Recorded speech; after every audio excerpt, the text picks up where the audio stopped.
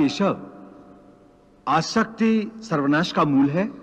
हाँ अर्जुन, इसलिए तो मैं तुम्हें निरासक्त होने को कह रहा हूं, स्थित प्रज्ञ होने को कह रहा हूं, क्योंकि स्थित प्रज्ञ की स्थिति निष्काम कर्मयोग की चरमावस्था है। हे केशव, कृपया स्थित प्रज्ञ का कोई स्पष्ट उदाहरण देकर समझाओ। हे अर्जुन, विशाल और अथाह सागर का स्वभाव स्थित प्रज्ञ मनुष्य की भांति ही होता है। नदी में यदि अधिक पानी आ जाए तो उस नदी में बाढ़ आ जाती है। उसकी तूफानी लहरें किनारों को तोड़कर चारों ओर तबाही मचा देती है। यह हाल एक क्षुद्र मन वाले व्यक्ति का होता है।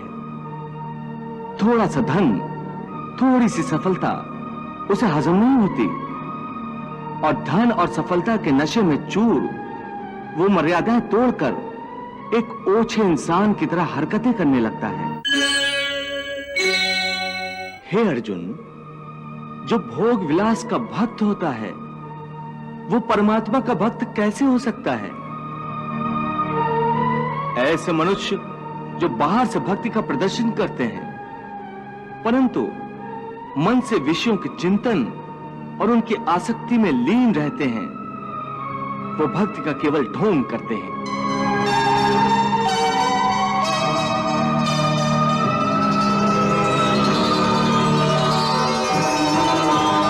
वो योगी नहीं, ढोंगी होते हैं। इन्हें मिथ्याचारी कहते हैं। विषया विनिवर्तन्ते निराहारस्य देहिनः रसवर्जम रसोप्यस्य परम दृष्ट्वा निवर्तते। कर्मेन्द्रियाणि संयम्य य आस्ते मनसा स्मरन् इंद्रियार्थान विमूढ़ात्मा मिथ्याचारः स उच्यते। पार्थ, स्थित प्रज्ञ मनुष्य की बुद्धि स्थिर रहती है, अपने मन पर उसका नियंत्रण रहता है। स्थित प्रज्ञ को भोग और उपभोगों में रस आसक्ति नहीं होती। वो शुभ अशुभ वस्तुओं की प्राप्ति होने के बाद भी न प्रसन्न होते हैं और न दुखी होते हैं। पार्थ, ऐसे महापुरुषों को पूर्ण विश्वास होता है कि ईश्वर सदा सर्वदा उनके साथ है, इसलिए वो किसी भी परिस्थिति में विचलित नहीं होते। ये कहना आसान है केशव, साधारण मनुष्य के लिए इस मानसिक स्तर पर पहुंचना बहुत कठिन है। इसके लिए सांसारिक मनुष्यों को किसी दैवीय सहायता की आवश्यकता होगी। तुमने ठीक कहा अर्जुन, भगवत कृपा के बिना कोई भी कार्य सिद्ध नहीं हो सकता। इसलिए मनुष्य को अपने पुरुषार्थ के साथ साथ प्रभु की भक्ति का भी आश्रय लेना चाहिए। हे अर्जुन, परमात्मा की भक्ति करने से मन सात्विक हो जाता है और विषयासक्ति पूर्णतः समाप्त हो जाती है। और यदि आसक्ति का नाश नहीं हुआ तो? आसक्ति का नाश नहीं हुआ तो मनुष्य का सर्वनाश हो जाता है। सर्वनाश? हां पार्थ, सर्वनाश। हे अर्जुन, आसक्ति के मारे हर मनुष्य किसी भी विषय के आकर्षण और मोह में फंसकर सोते जागते निरंतर उसी का चिंतन करते रहते हैं।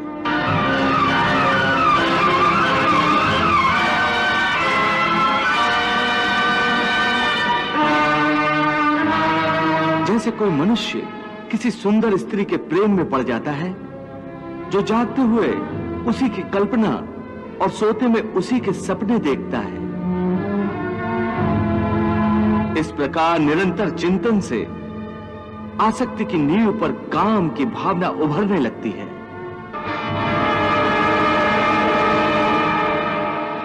काम या वासना में थोड़ी भी रुकावट आने से क्रोध का आगमन हो जाता है।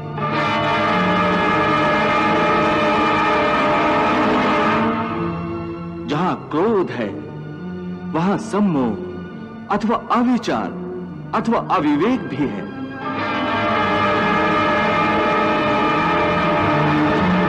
जिस प्रकार प्रचंड वायु के झोंके से दीपक की ज्योति बुझ जाती है, उसी प्रकार काम जनित अविवेक की आंधी से मनुष्य की स्मृति नष्ट हो जाती है। और जब स्मृति भ्रंश हो जाता है तब बुद्धिनाश में कितना समय लगता है पार्थ? चैतन्य का नाश होने पर जो दशा शरीर की होती है, ठीक वही दशा बुद्धि का नाश होने पर मनुष्य की हो जाती है। बुद्धि नाश के कारण मनुष्य का भी सर्वनाश होता है।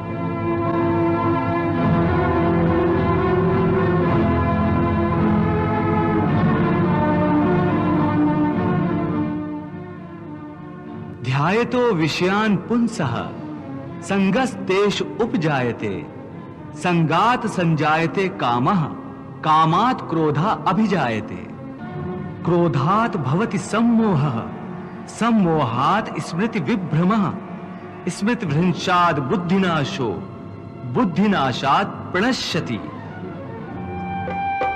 वाह, कितनी महत्वपूर्ण बात कही है प्रभु ने। इसका अर्थ केशव, आसक्ति सर्वनाश का मूल है। हाँ अर्जुन, इसलिए तो मैं तुम्हें निरासक्त होने को कह रहा हूं, स्थित प्रज्ञ होने को कह रहा हूं, क्योंकि स्थित प्रज्ञ की स्थिति निष्काम कर्मयोग की चरमावस्था है। हे केशव, कृपया स्थित प्रज्ञ का कोई स्पष्ट उदाहरण देकर समझाओ। हे अर्जुन, विशाल और अथाह सागर का स्वभाव स्थित प्रज्ञ मनुष्य की भांति ही होता है। हे पार्थ, नदी में यदि अधिक पानी आ जाए तो उस नदी में बाढ़ आ जाती है। उसकी तूफानी लहरें किनारों को तोड़कर चारों ओर तबाही मचा देती हैं। यह हाल एक क्षुद्र मन वाले व्यक्ति का होता है। थोड़ा सा धन, थोड़ी सी सफलता उसे हजम नहीं होती और धन और सफलता के नशे में चूर वो मर्यादाएं तोड़कर एक ओछे इंसान की तरह हरकतें करने लगता है।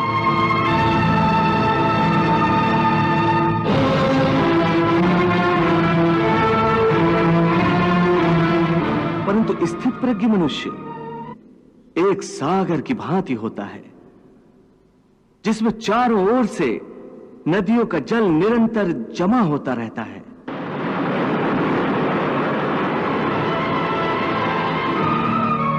परंतु सागर उसी प्रकार शांत रहता है। नदियों का जल उसकी गहराई में गुम हो जाता है और सागर कभी अपने किनारे नहीं तोड़ता। उसके अंदर जल का स्तर वही रहता है। यही स्थित प्रज्ञ की अवस्था होती है। इसी तरह सब प्रकार के भोग स्थित प्रज्ञ मनुष्य में किसी भी प्रकार का विकार उत्पन्न करने में असमर्थ होकर उसी में समा जाते हैं। अर्थात स्थित प्रज्ञ मनुष्य समस्त भोगों का उपभोग करते हुए भी आसक्ति से मुक्त रहते हैं। पार्थ, ऐसे स्थित प्रज्ञ को परम शांति प्राप्त होती है। ऐसे स्थित प्रज्ञ मनुष्य ही जगत का कल्याण करते हैं, लोक कल्याण करते हैं। सामान्य मनुष्य तो भोग के पदार्थों के पीछे दौड़ते हुए अपनी जीवन यात्रा समाप्त कर देता है, परंतु स्थित प्रज्ञ मनुष्य की जीवन यात्रा जन कल्याण का उद्देश्य रखती है। पार्थ, सामान्य मनुष्य रात्रि का अंधकार होने पर सो जाता है तथा सूर्योदय होने पर जाग जाता है, परंतु योगी की दृष्टि में देह का सोना जागना महत्वपूर्ण नहीं है। कर्मयोगी ज्ञान के प्रकाश को दिन तथा अज्ञान के अंधकार को ही रात मानता है। पार्थ, विषयों के बारे में अज्ञान रात्रि के अंधकार के समान है। संसारी मनुष्यों की रात्रि के समय अज्ञानी नाशवान सांसारिक सुख उपभोगों में व्यस्त रहते हैं।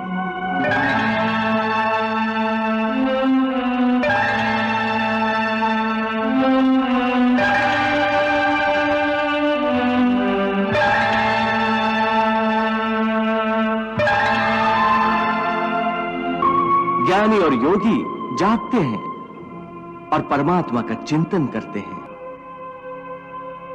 या निशा सर्वभूतानां तस्याम जागर्ति संयमी यस्याम जागृति भूतानि सा निशा पश्यतो मुनेः।